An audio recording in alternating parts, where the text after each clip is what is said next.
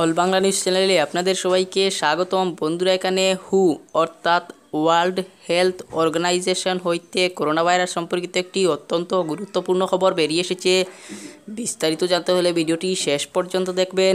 তার আগে আপনার কাছে ছোট্ট একটা রিকোয়েস্ট, ভিডিওটিকে দেখতে দেখতে একটি লাইক করে দিন এবং প্রতিদিনের নিত্য নতুন খবর সবার আগে পাওয়ার জন্য চ্যানেলটিকে সাবস্ক্রাইব করে পাশের বেল আইকনটি বাজিয়ে রাখুন।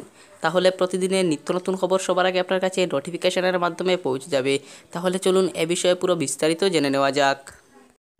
শুধু লকডাউনে কোভিড-19 সংক্রমণ রোকা সম্ভব।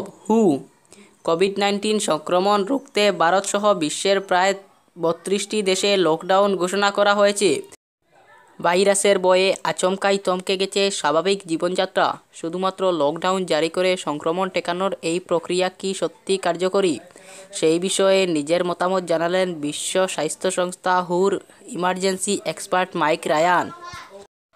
তার কথায়, জমায়েত বন্ধ করে পরস্পরকে দূরে রেখে সংক্রমণ ঠেকানো সবসময় সম্ভব হয় না।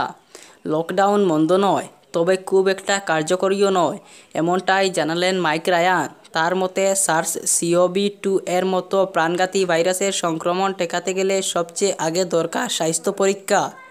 কোনো মানুষ আক্রান্ত হয়েছেন কিনা সেটা খুঁজে বার করে তাকে আগে আইসোলেশনে পাঠানো, তারপর দ্রুত চিকিৎসা শুরু করা।